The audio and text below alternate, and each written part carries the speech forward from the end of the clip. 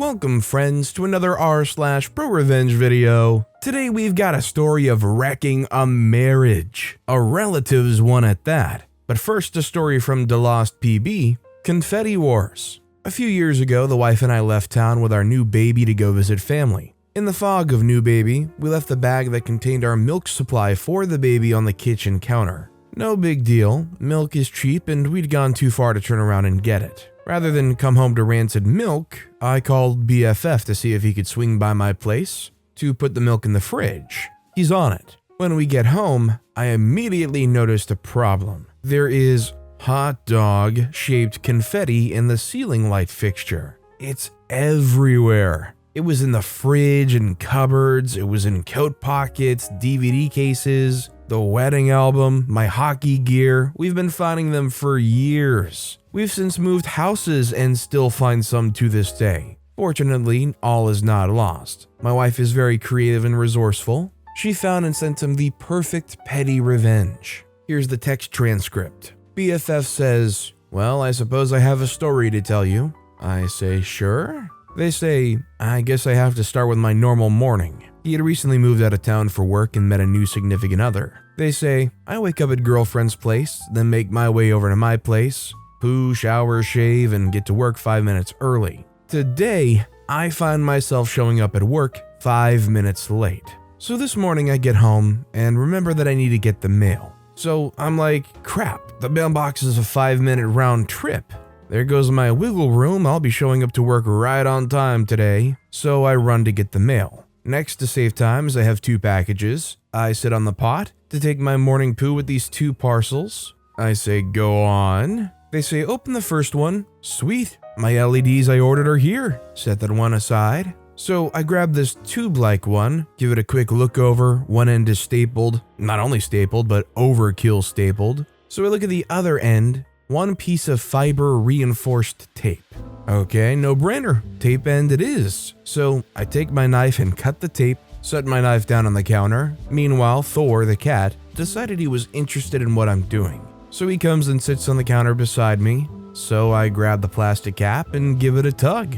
Next thing I know, the cat is flying through the air, attacking 1,000 hot dogs as they rain down on us as I'm taking my morning poo. OP laughing, saying, "So good." The BFF says, "So now I'm on the crapper, trying to keep the cat from eating hot dogs while I wipe my butt." OP says, "I'm gonna fall off a ladder, I'm laughing so hard." They say, "So luckily I was able to just toss the cat out and close the door for the day. So now I'm 5 minutes late and still have thousands of hot dogs to take care of after work."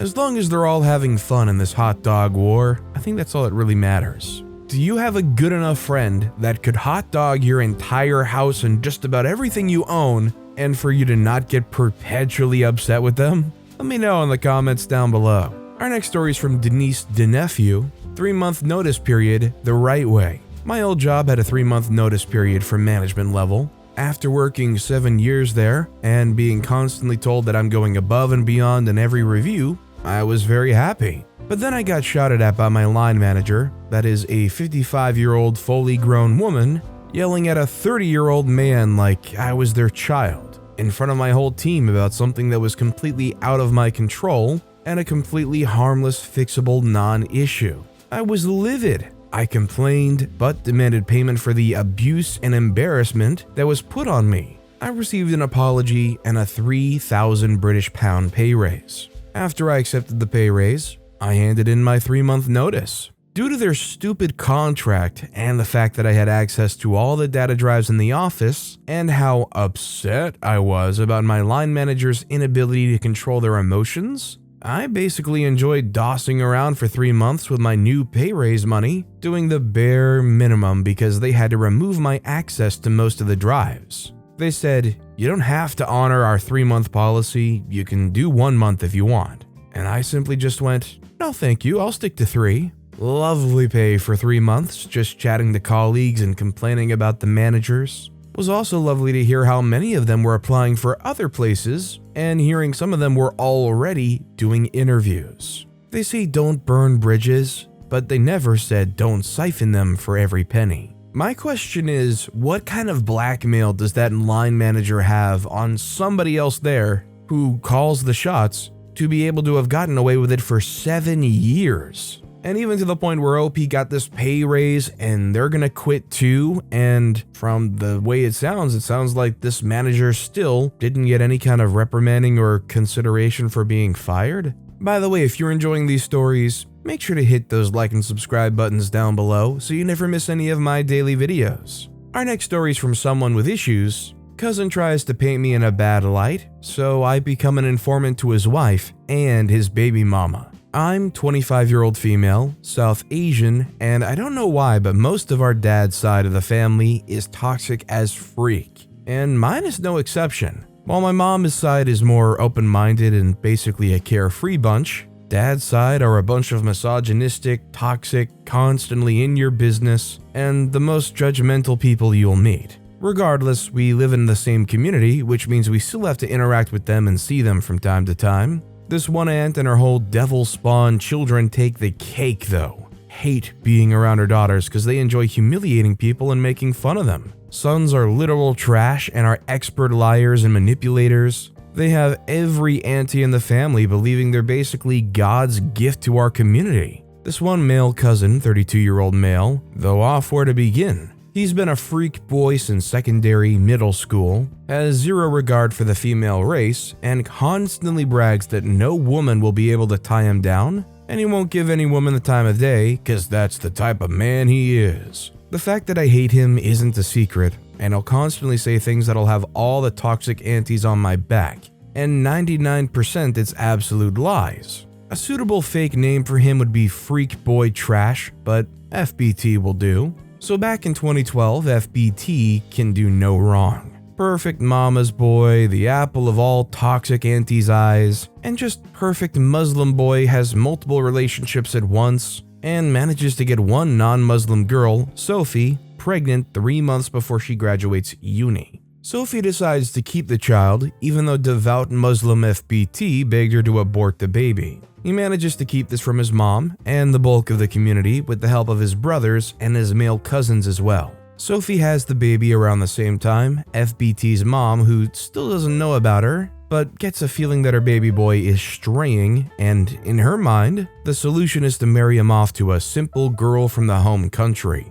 She arranges the marriage, FBT and his entire family go to Pakistan. The marriage happens, he spends a total of 4 days with his new wife, and then runs back to the UK. He makes no plans to bring back his wife to the UK, but his parents end up doing all the work for him, bringing her to the UK 2 years later. Now, his wife, Faria, was raised that she must constantly serve her husband, and whatever happens, she cannot leave him. Sophie comes to know about his marriage, but instead of ending it with FBT, she continues the relationship, but starts taking pictures of FBT with their daughter and posts them to Instagram, making sure to tag him in every photo, basically 25 to 30 pictures in the span of a week. So now everyone in the community knows, and even Faria finds out. Now this makes my blood boil even recalling this. FBT, Auntie, and his brothers go on a massive smear campaign saying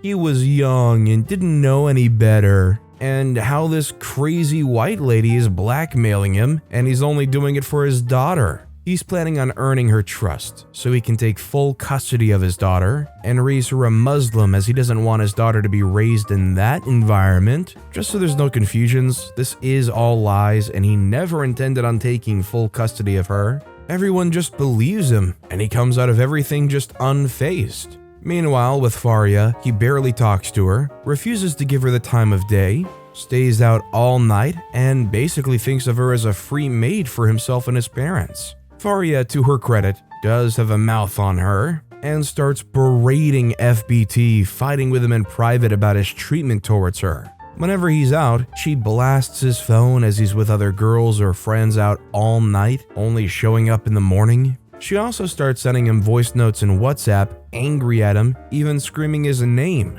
swearing at him and his parents. How do I know about this? Because FBT ends up showing the messages to everyone in the family, telling them how he's stuck with an illiterate B word, and that's the reason why he refuses to spend time with her. that it's been like this from day one, and giving Oscar-worthy lines like, "Could you imagine being with someone like her? Do you actually blame me for not wanting to be around her?" Ugh.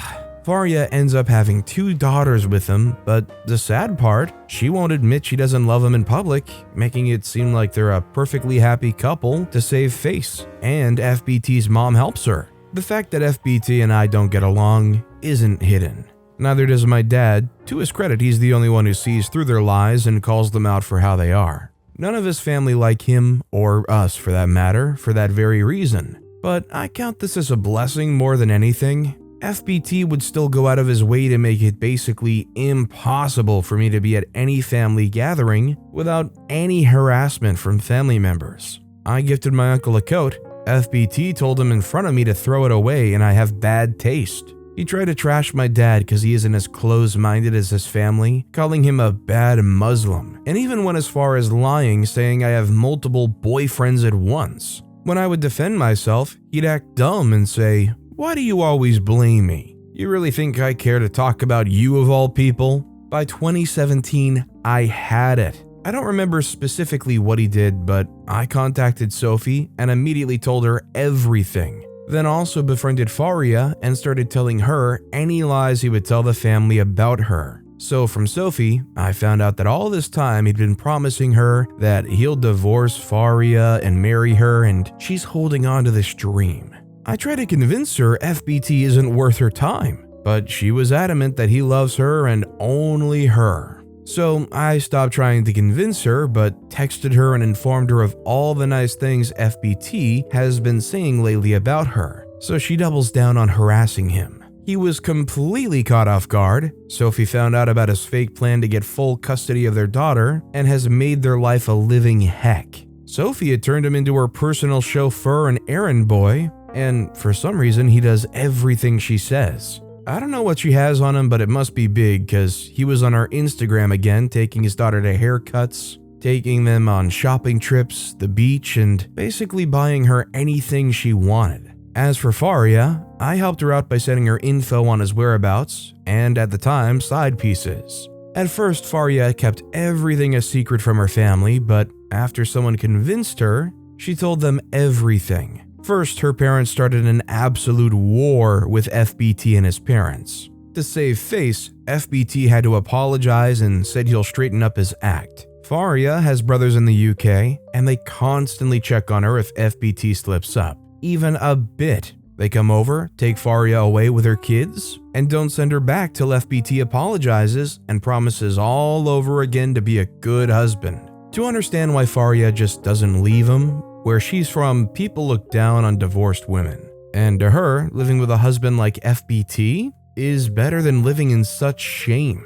Makes you wonder why Auntie chose to get a girl from there for FBT. Now in 2022, Sophie and FBT aren't a thing anymore, but she still has him as her errand boy, threatening to take him to court if he isn't there for his daughter. Apparently there's no side chicks anymore, but not because he suddenly learned to love and respect for his wife, but because FBT's recently been having some trouble in the bedroom department. Unfortunately, someone found out and now everyone knows. My poor aunt blames it on black magic that the white girl learned and somehow performed on him. Faria still lives with him, but has managed to get some leverage to move out of the in-laws' home and live in a separate house. FBT comes home at a timely manner. They still don't have the best relationship and fight constantly, but what can you do? FBT knows someone is after him and thinks it's one of his male cousins, and now is in constant paranoia about who keeps informing Sophie about what he says and does.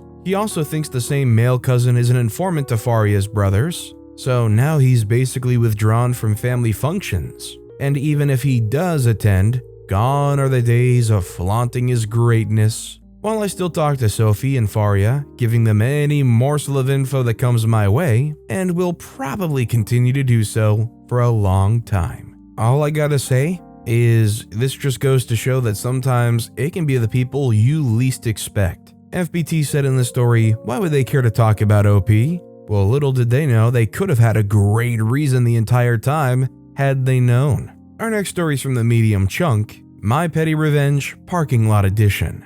Today I had a bad day at work and just really wanted a margarita. I pulled into a local Mexican joint that has $12 pitchers, found a spot, and began to pull in, just for a white Prius to cut me off and take my spot. I was annoyed, especially because they passed a spot a few feet further in favor of cutting me off. I got out of my car, and as I was walking in, the girl driving told her friend, husband, or whatever, "Make sure you get us a booth." My original plan was to be passive-aggressive and just get inside before them as a small victory. But when I got inside, I noticed that there was only one more booth available. It wasn't a huge revenge plot, but you better believe I asked for that booth. I happily sipped my margarita and queso while they waited for a booth. It's the little things. I'm not gonna lie though, margaritas and queso sounds like it would kinda slap. Like if there was ever a time to do any kind of revenge, no matter how petty it may be, doing it whilst having a treat like that sounds like a pretty good time.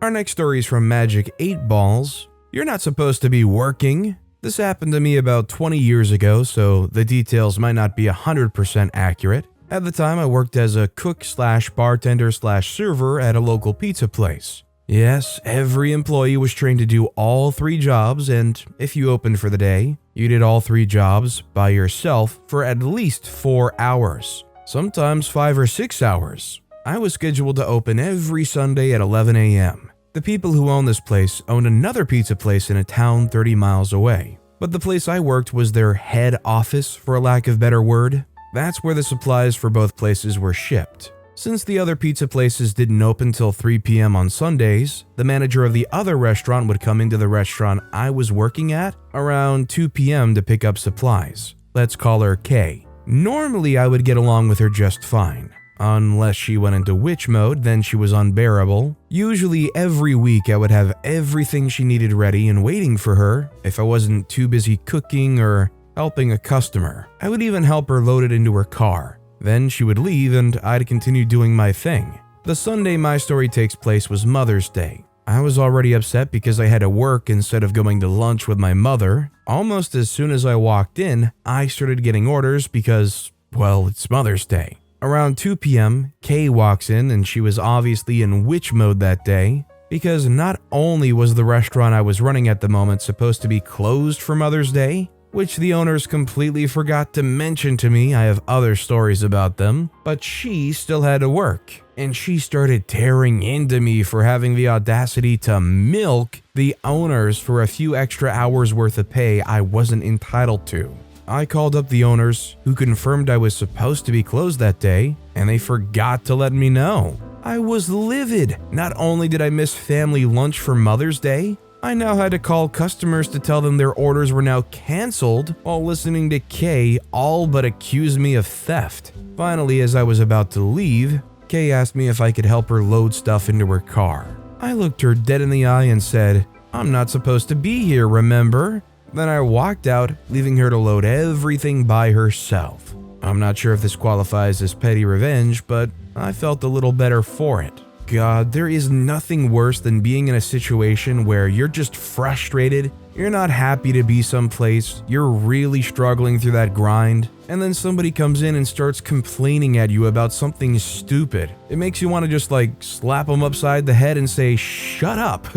Our next story is from Quetzal Rust. Revenge as an adult. My parents were very harsh with me as a child. They recognized they were harsh with me, and my mom's even lamented how she treated me. None of us are rich, especially my dad. He doesn't save money, gives it all away to family and buys stupid crap, like broken down Volkswagens he'll never fix. So now every month I send them money because I'm able to. My mom and I have it set up automatically because she administers their finances and pays for food. My dad, I don't. I only send him money if he asks, and I play dumb.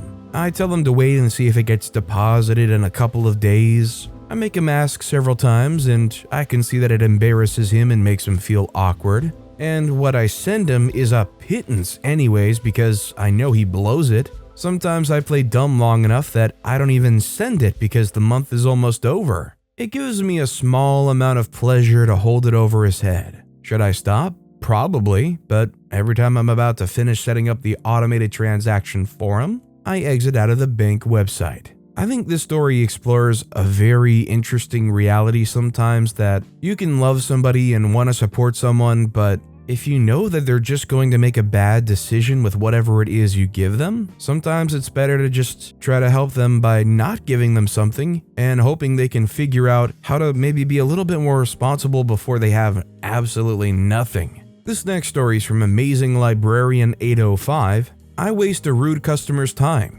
Over 15 years ago, I worked in a retail store's electronics department. The store had a policy that any product behind a locked cabinet had to be paid for within the department before continuing on to shop through the rest of the store. One guy didn't like this and, in the most condescending tone possible, asked to speak to my manager because he didn't have time for this. Even though it only took a minute to pay for stuff, I knew managers in the store were notorious for taking their sweet time to come talk to angry customers. It wasn't unusual to page for a manager many times, so I obliged. I picked up the phone and dialed into the intercom. I page for a manager. A few minutes go by and nothing. I page again. No response. The customer is turning red with rage. In the end, I wasted over 30 minutes of this guy's time. As much as OP likes to say that they wasted 30 minutes of this guy's time, there was 30 whole minutes where this entire thing went on and went by, where the guy wasn't just like, screw it, forget it, come help me at the cabinet, I just want to get this and get out of here. They chose to waste that 30 minutes. And was the end result worth it? Probably not. This next story is from Hokey Pokey Guest List, Bucket Woman versus My Scraps Bucket. This is why we had motion activated lights installed. I meant to share this one a while ago, but I got sick for a few weeks and didn't have the energy. After the vicious dog attack, our old side gate started to wobble alarmingly, almost like someone ran into it full tilt while escaping an angry house cat. We reluctantly decided to demolish it, knowing that would leave us more open to Bucket Woman visits. But since the new gate was due to be installed later that week, we reasoned that nothing that bad could happen. This is also the story of how wrong we were. Martin demolished the old gate on Sunday afternoon, neatly stacking the remains along the side of the garage, near the bins. Later that night, about 11 p.m., I took my bucket of kitchen scraps out to the green bin. I didn't bother turning on the light because I was intending on a quick trip out and in, and there was enough available light. It's the middle of winter and close to freezing, and I wasn't planning on staying out there very long. I waddle out into the dark, wearing my dressing gown and slippers. I had just reached the bins when I heard a noise in the yard behind me. I called out, "Who's there?" No answer. I call out again, "Who's there?" This time, a shapeless figure silently came towards me. I hurled the scraps bucket at it. The figure screamed, so I screamed louder. Since my brother wasn't available, I grabbed one of the bins and tried to use it as a shield, but I tripped and fell over the old gate. Then the lights came on, and everything flooded outside. I was sat on my butt, looking up at the Bucket Woman now wearing my kitchen scraps, babbling and waving some papers. Disclaimer, I didn't score a direct hit with the bucket, the contents just splashed her. Martin grabbed a cricket bucket and growled at her in a voice that would have frozen Hades. "Get out now." The Bucket Woman tossed her papers in the air and fled, shedding potato and onion skins as she ran. Okay, my irrational brain insists on replaying it like that, even though I know I only splashed her. My daughter rang 000, the neighbors rang, and so did the Bucket Woman. She said she'd come to serve legal documents on me and I'd assaulted her. The police took the papers away but left the scraps. So I limped away from this encounter, slightly wounded, but still a free woman and triumphant. When I'm old and in a nursing home, the memory of the Bucket Woman with my leftovers globbed on her legs will still make me smile. But wait, there's more. Sunday afternoon, Martin looked out the window at the remains of the old gate, and I could see an idea forming. Then he disappeared. I next saw him humping the old gate across the backyard and neatly piling the remains up against the shared fence, on top of the old fence posts. He came back in and said he'd moved it to the hard waste pile because it really is an eyesore for the rest of the street, and the Bucket Woman doesn't like it when we make the street look messy. The words hoist and petard spring to mind. I would love, if anything, if there was some kind of camera footage of this encounter. Not for me to personally watch it, but to show it to somebody like the police, where this lady's like, oh, they assaulted me. I just wanted to serve them some papers. And like in the video, you could probably see it was pitch black, night vision fully on. Being able to see that somebody walked up on them in the dark and knowing how terrifying of a situation that is. When it's almost pitch black out and somebody walks up with something in their hand, I imagine the last thing you think it is a bunch of papers for legal purposes. I'm sure OP was in that situation thinking, oh my god, this might be it. Frankly, I think Bucket Woman is lucky all they got was a bucket of kitchen scraps hurled at them. And our final story of the day is from Santa's other brother. Press setup man doesn't want to do his job, has to do more work. My first real job after my apprenticeship, I was doing repair and maintenance on progressive dies for a manufacturer of energy controls. Almost all of their dies were small, easy to lift. Their largest 2 dies were too heavy to lift manually, so they had carts the correct height. Slide the die off a cart, into the press, run the parts, then slide back onto the cart. More difficult than it sounds. I did the maintenance on these 2 large dies. One day, I'm summoned to the press department. One of the largest dies is in the press. Setup man says that I screwed it up and he wants me to fix it. After some quick diagnosis, I try to politely explain that the die is crooked in the press and not centered on the feeder. His responsibility. Won't hear it, all my fault, I have to fix it. He wants me to do his job. That is not going to happen. The toolmaker says, okay, take it out. And I walk away. The setup man says, but, take it out means undo all the bolts, slide this 300-pound lump onto its cart, and push it the length of the building to the tool room. These carts didn't roll very well. This was a big pain in the butt. He does this and then says, I'll call you when it's ready. I knew there was absolutely nothing wrong with this die, so I let it sit there all day. Less than 90 minutes until the end of the shift, toolmaker says, it's ready, come and get it. Now he has to push it the length of the building again, put it back in the press, and set it up again, back where we were that morning, but this time it runs perfectly. I made no changes, didn't even look at it, all in the setup. The next day, the production supervisor comes by, wants to know why he missed a day of production. I told him exactly what happened. He was not happy. 6 months later, dead of summer, same thing happens. Same result. The toolmaker says, take it out. He pushes it the length of the building. It sits there all day. He pushes it back. He sets it up correctly and it runs fine. I made no changes. Didn't even look at it. All in the setup. The next day, production supervisor comes by again. I told him exactly what happened. He was not happy. I think the manager finally clued in on exactly where the problem was because it never happened again. Honestly, I think what I love most about this story is there's management that actually hears the workers out. So many times I feel like you hear stories like this where the worker who just loves to shift the blame and not take responsibility for possibly messing anything up will continue to try to shift the blame till the sun comes up. And often these managers will end up taking their side because, well, I imagine it's a little bit more convincing when somebody comes to you and says, no, this is exactly what's going on here. Not only do they hear and believe OP and know the steps in the process, but I love the fact that OP had this guy do all this work to wheel it into another room. OP could basically wiggle their fingers and pretend they're doing some magic juju spell,